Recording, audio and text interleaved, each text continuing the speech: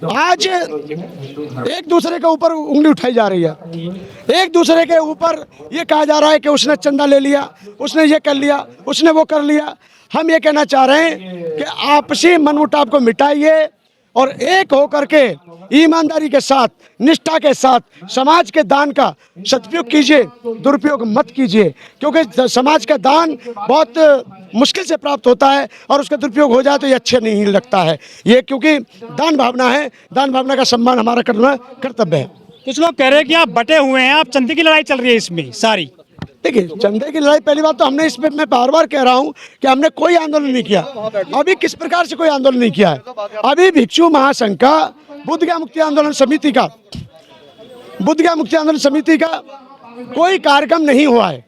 मैं कह रहा हूं बुद्धगया मुक्ति आंदोलन का जो कार्यक्रम था वो अभी चल रहा है, यानी अखिल भारतीय भिक्षु महासंघ। अभी हम वक्त का इंतजार कर रहे हैं, अभी हम देख रहे हैं। हमने कभी इस प्रकार के आंदोलन नहीं किए हैं।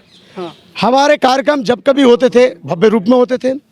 इसी जंतर मंतर की धरती पर 2015 में 25, 26, 27 अप्रैल को इतना भव्य आंदोलन हुआ था कि यहाँ पर 1 इंच जगह नहीं बची थी आदमी को पैर रखने के लिए, और उसका असर पड़ा।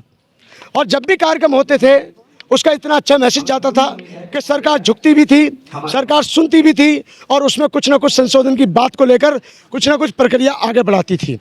लेकिन आज 2025 में 12 फरवरी से जो आंदोलन चला, आज तक चला, अभी तक हमारा जो बुद्धगया मुक्ति आंदोलन समिति है, जो पुरानी वाली, जो 1991 की है, और भिक्षु महासंघ जो पुराना है, जो 1990 का है, उसकी कोई अभी तक प्रतिक्रिया नहीं आई है। अभी हमने कल भी कहा और आज भी कह रहे हैं कि आगामी भविष्य में एक कार्यक्रम भव्य रूप में 1 दिन का किया जाएगा। और मैंने एक बात और कही थी कि अभी मेरा समाज इतना मजबूत और स्ट्रॉन्ग नहीं है कि महीनों आंदोलन चला सके। तो हमारा समाज अभी भी गरीब है, लाचार है, परेशान है, वो इतने ज़्यादा आंदोलन नहीं कर सकता, क्योंकि हर आंदोलन में पैसा लगता है, धन लगता है, समय लगता है। मैंने आपको बार बार मीडिया के माध्यम से संदेश देने की कोशिश की है कि सभी संगठन एक साथ मिलकर के 1 दिन आंदोलन करें, और आंदोलन इतना जबरदस्त होना चाहिए कि जिसकी आवाज़ सरकार के साथ साथ प्रधानमंत्री के कानों में पहुंचनी चाहिए। आंदोलन चल रहा है बिहार के बोधगया में, लेकिन आप दिल्ली में आ गए हैं जंतर मंतर पर। दबाव कहाँ से बनेगा सरकार पे, दिल्ली से या बिहार से? देखिए, बिहार से दिल्ली ही आते हैं लोग और दिल्ली से बिहार जाते हैं लोग, यानी महामहिम राज्यपाल चुन के जाते हैं, वो दिल्ली से चुन के जाते हैं। लेकिन लोकसभा जीत के जो आते हैं वो बिहार से दिल्ली आते हैं। वहाँ का जो एक्ट है 1949 का, बिहार सरकार कहती है कि ये जो है केंद्र सरकार का मामला है, और केंद्र सरकार कहती है कि बिहार सरकार का मामला है। हम ये कहते हैं मामला किसी का भी हो, ये बौद्धों की समस्या है। बौद्धों की समस्या को सुलझाने के लिए सरकार को आज नहीं तो कल बाध्य होना पड़ेगा। इसके लिए हम सब भारत के बौद्धों को एक होने की जरूरत है। इसके लिए मैं फिर कह रहा हूँ आपसे पुनः, अभी तक भिक्षु महासंघ की तरफ से या बुद्धगया मुक्ति आंदोलन की तरफ से कोई कार्यक्रम नहीं किया गया है। लेकिन आपके जो आंदोलन चल रहे हैं वो अलग अलग तारीखों में चल रहे हैं। लामा जी अलग कर रहे हैं, आप अलग कर रहे हैं। ये जो आज चल रहा है आंदोलन, आप में एकजुटता क्यों नहीं है? ये कार्यक्रम मेरे द्वारा नहीं किया जा रहा है। ये कार्यक्रम अलीगढ़ की एक संस्था है, बुद्धिस्ट मिशन इंडिया, नाम नोट कर लीजिए, बुद्धिस्ट मिशन इंडिया उसका नाम है। वो अलीगढ़ की संस्था है, वो ये कार्यक्रम कर रही है। उन्होंने हमें एज ए इन्वाइट किया कि गुरुजी हमारा कार्यक्रम हो रहा है भंते जी, आप उसमें आइए। जब मेरे यानी संज्ञाराम विहार पर अखिल भारतीय भिक्षु महासंघ के मुख्यालय पर जब पीसी हुई, प्रेस कॉन्फ्रेंस हुई आप सभी के द्वारा, तो उसमें उन्होंने कहा भंते जी आप अपील कीजिए। मैंने कहा ठीक है, कोई बात नहीं, आप नेक काम में लगे हुए हैं। हमने तो लामा जी के भी आंदोलन का समर्थन किया है। हम तो ये भी चाह रहे थे कि बिनाचारी जेल गए, तो हमने बार बार कहा भाई उसको निकालने के लिए प्रयासरत किया होना चाहिए हम सबको, और हुए, वो बाहर निकल के आए। कोई बात नहीं, अच्छी बात है। हम यही चाहते हैं कि भारत के बौद्ध एक हो, और सरकार पे दबाव जब भी बन सकता है जब आंदोलन 1000 दिन नहीं हो, 1001 दिन होना चाहिए, पर ऐसा होना चाहिए कि दिल्ली हिल जाए। इसके लिए आकाश लामा जी से हम बात करेंगे।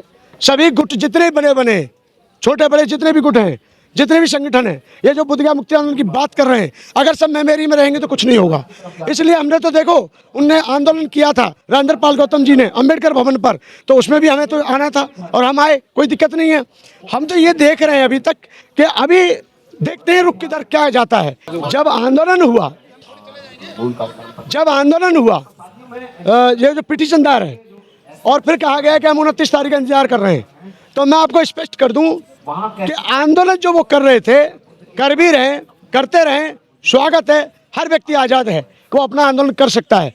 लेकिन हम फिर कहेंगे बार बार कि किसी भी प्रकार से समाज के सामने मैसेज गलत नहीं जाना चाहिए, हम ये कहना चाह रहे हैं। और मैं ये बार बार कहूँगा, ध्यान से सुनिएगा इस बात को, कि अभी हम इंतजार कर रहे हैं। हम राष्ट्रीय अध्यक्ष बनते जी से, आनंद जी से बात करके कोशिश करेंगे कि सबसे मिलकर के एक मंत्रालय तैयार किया जाए और आगे चल के कोई अच्छी रणनीति तैयार करके कार्यक्रम किया जाए। देखिए, सुरेश साईं जी पहले ही बोधगया मुक्ति आंदोलन के व्यक्ति थे और बोधगया मुक्ति आंदोलन पहले ही उन्होंने किया है और बोधगया मुक्ति आंदोलन उन्होंने किया है। तो इसलिए मैं चाहता हूँ आप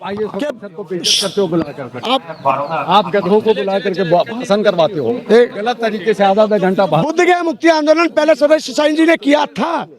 बुरे सुरेश साईं बनते जी, बनते आनंद जी, बनते आनंद जी, बनते करुणाकर जी और भदंत ज्ञानेश्वर जी, भदंत प्रकाशशील जी, ये लोग आंदोलन की रीढ़ हैं। इन्होंने ही आंदोलन शुरू किया था।